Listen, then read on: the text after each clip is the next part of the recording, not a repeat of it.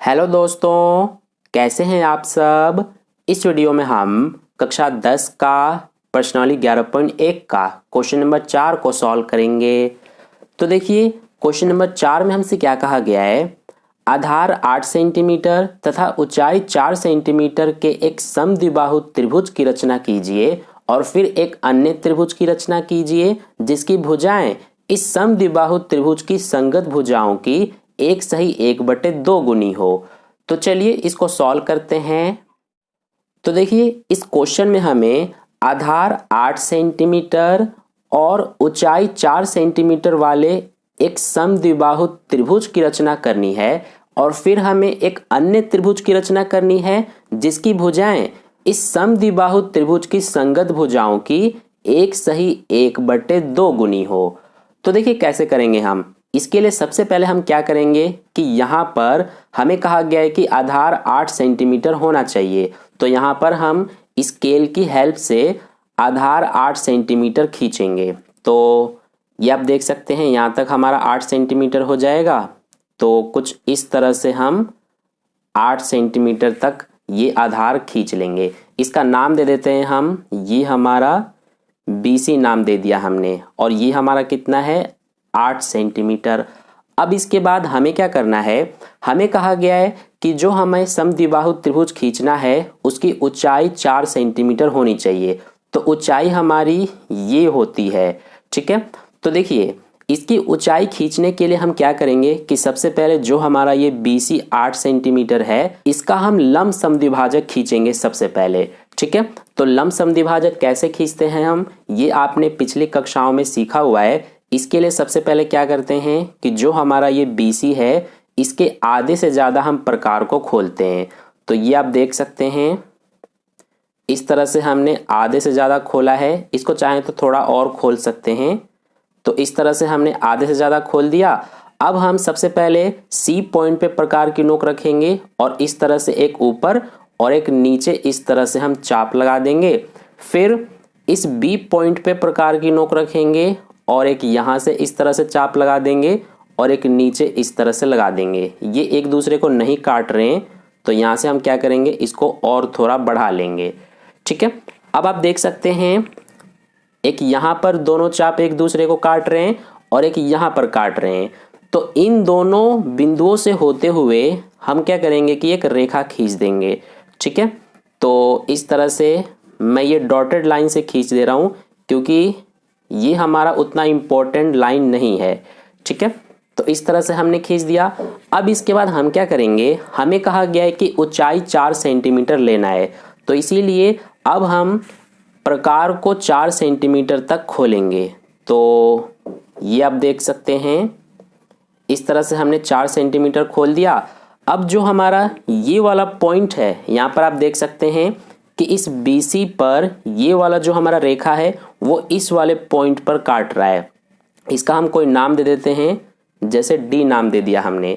तो इस D point पे अब हम प्रकार को रखेंगे, यानी कि सबसे पहले हम प्रकार को 4 सेंटीमीटर तक खोलेंगे। तो ये हमने खोल दिया।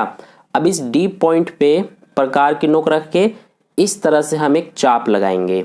तो आप देख सकते हैं कि जो ये चाप है वो इस रेखा को इस वाले पॉइंट पे काट रहा है, ठीक है। तो अब हम ये जो पॉइंट है इसको B से और C से मिला देंगे। तो कुछ इस तरह से हम B से मिला देंगे और इसी तरह से C से भी हम इसको मिला देंगे। और जो हमारा ये वाला पॉइंट है इसका कोई नाम दे देंगे, जैसे A नाम हमने दे दिया। तो अब आप देख सकते हैं ये हमारा ABC ये एक समद्विबाहु त्रिभुज बन गया जिसका ये जो आधार है ये 8 सेंटीमीटर है। और ये देखिए A से लेकर D तक ये इसकी ऊंचाई है। तो ये हमारा कितना है 4 सेंटीमीटर, ठीक है। तो इस तरह से हमने एक समद्विबाहु त्रिभुज की रचना कर दिया। अब हमें एक अन्य त्रिभुज की रचना करनी है जिसकी भुजाएं इस समद्विबाहु त्रिभुज की संगत भुजाओं की एक सही 1/2 गुनी हो। तो देखिए ये हमारा मिश्रित भिन्न में है, इसको हम साधारण भिन्न में लिखेंगे। तो कैसे लिखते हैं, 2 एकम 2 और एक 3 बटे में 2। तो ये हमारा 3/2 हो रहा है, यानी कि 3/2 गुनी होनी चाहिए जो हम एक अन्य त्रिभुज की रचना करेंगे वो।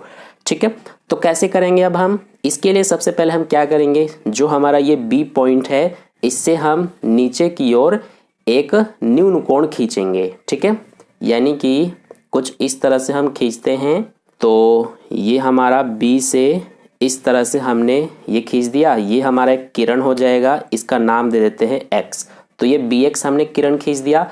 अब इसके बाद हम क्या करते हैं कि जो हमारा ये हमें दिया गया है भिन्न, यानी कि जो ये अनुपात दिया गया है, तो इसमें हम देखते हैं बड़ा क्या है, तो बड़ा हमारा ये 3 है। तो इसीलिए अब हम इस बी एक्स किरण पर टोटल 3 चाप लगाएंगे। तो इसके लिए हम प्रकार को कितनी भी दूरी का खोलेंगे, मैं प्रकार को इतनी दूरी का खोल रहा हूँ। तो सबसे पहले हम बी पॉइंट पे प्रकार की नोक रखेंगे और इस तरह से एक चाप लगाएंगे। फिर पहले वाले चाप पर प्रकार की नोक रख के ये दूसरा चाप लगाएंगे। फिर इस पे प्रकार की नोक रख के ये तीसरा चाप लगा देंगे। ठीक है, तो हमें टोटल 3 चाप लगाना था, तो ये हमने लगा दिया। इसका नाम दे देते हैं B1। ये वाला जो चाप है इसका नाम दे देते हैं B2। ये हमारा नहीं है, ठीक है, इसमें कंफ्यूज मत हो जाना, ये वाला चाप है हमारा। और इसके बाद ये जो तीसरा चाप है ये हमारा, इसका नाम दे देते हैं B3। अब इसके बाद क्या देखते हैं हम कि जो ये हमारा अनुपात है इसमें जो नीचे होता है, नीचे क्या है 2, तो नीचे जो होता है उसी वाले चाप से हम इस लास्ट वाले C पॉइंट को मिलाते हैं।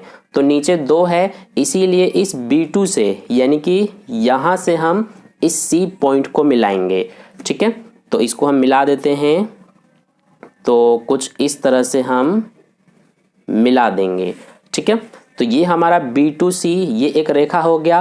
अब इसके बाद हम क्या करते हैं, देखिए इस दूसरे वाला हमारा नीचे 2 था, तो दूसरे वाले से हमने इसको मिला दिया। अब ऊपर वाला ये 3 बचा, यानी कि अब हमें इस तीसरे वाले चाप से क्या करना है कि इस रेखा के समांतर एक रेखा खींचना है। तो इसके लिए हमें ये जो BC है इसको आगे बढ़ाना पड़ेगा। तो इसको सबसे पहले हम आगे तक बढ़ा देते हैं। तो ये आप देख सकते हैं कुछ इस तरह से हम इसको आगे तक बढ़ा देंगे। अब इसके बाद हमें यहाँ से इसके समांतर रेखा खींचना है। तो कैसे खींचते हैं हम, इसके लिए सबसे पहले क्या करते हैं कि इस दूसरे वाले चाप पर प्रकार की नोक रखेंगे और प्रकार को हम कितना भी खोलेंगे। तो इस तरह से हम एक चाप लगा देते हैं। ठीक है, इसके बाद इतना ही खुला रखेंगे और इस तीसरे वाले चाप पे प्रकार की नोक रखेंगे और इस तरह से हम एक चाप लगा देते हैं। ठीक है, अब देखिए जितना हमारा ये कोण खुला हुआ है उतना ही हम प्रकार को खोलेंगे। तो ये आप देख सकते हैं जितना हमारा कोण है उतना हमने प्रकार को खोल दिया। अब इतना ही खुला रखेंगे और ये जो पॉइंट है इस पे प्रकार की नोक रख के इस तरह से हम एक चाप लगाएंगे। ठीक है, अब आप क्लियरली देख सकते हैं कि हमें ये एक पॉइंट मिल गया है। तो इस पॉइंट से होते हुए और ये जो हमारा तीसरा चाप है इस पॉइंट से होते हुए हम एक रेखा खींच लेंगे। ठीक है, तो इस तरह से ये हमारा रेखा हो जाएगा। अब आप देख सकते हैं कि इस B2C के समांतर ये हमारा रेखा हो गया है। ठीक है, यहाँ पर ये एक पॉइंट है, तो इसका कोई नाम दे देते हैं हम, इसका नाम दे देते हैं C'। तो ये B3C' ये हमने रेखा इसके समांतर खींच दिया। अब इसी तरह से जो ये AC रेखा है इसके समांतर हम C' से इस तरह से एक रेखा खींचेंगे। तो इसके लिए हमें ये जो AB है इसको आगे तक बढ़ाना पड़ेगा। तो इसको भी हम बढ़ा देते हैं आगे तक। तो ये आप देख सकते हैं कुछ इस तरह से हम आगे तक बढ़ा देंगे। अब देखिए कैसे हम AC के समांतर यहाँ से रेखा खींचेंगे। तो इसके लिए हमें क्या करना पड़ेगा, प्रकार को कितनी भी दूरी का खोलेंगे और C पॉइंट पे रखेंगे और इस तरह से हम एक चाप लगाएंगे। फिर इतना ही खुला रखेंगे, C' पे प्रकार की नोक रखेंगे और इस तरह से एक चाप लगाएंगे। अब जितना हमारा ये वाला कोण है उतना ही प्रकार को खोलेंगे। तो ये आप देख सकते हैं जितना हमारा कोण है उतना हमने प्रकार को खोल लिया। अब इतना ही खुला रखेंगे और इस पॉइंट पे प्रकार की नोक रख के इस तरह से हम एक चाप लगा देंगे।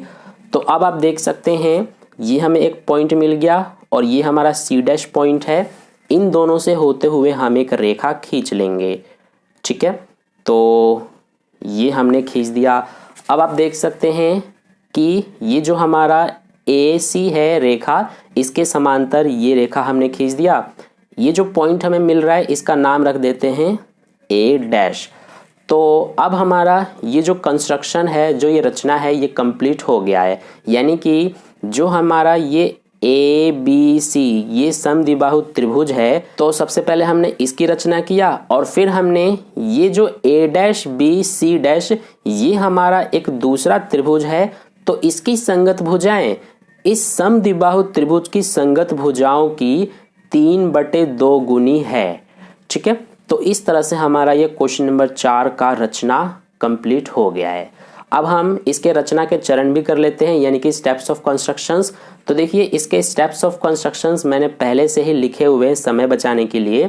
तो देखिए सबसे पहले हमने क्या किया है, जैसे जैसे हमने इस रचना को किया है उसी तरह से हमें यहाँ पर रचना के चरण में लिख देना होता है। सबसे पहले हमने ये BC एक रेखाखंड खींचा था 8 सेंटीमीटर का, तो इसी को हमने यहाँ पर लिख दिया है।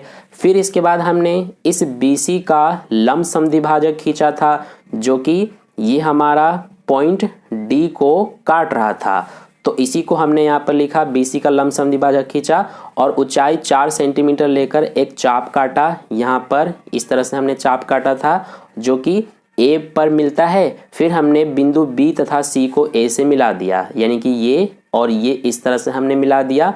इसके बाद हमने B से एक किरण BX खींचा, यानी कि इस तरह से हमने BX किरण खींचा और यहाँ पर हमारा न्यून कोण बन रहा है, यानी कि कोण CBX हमारा न्यून कोण है।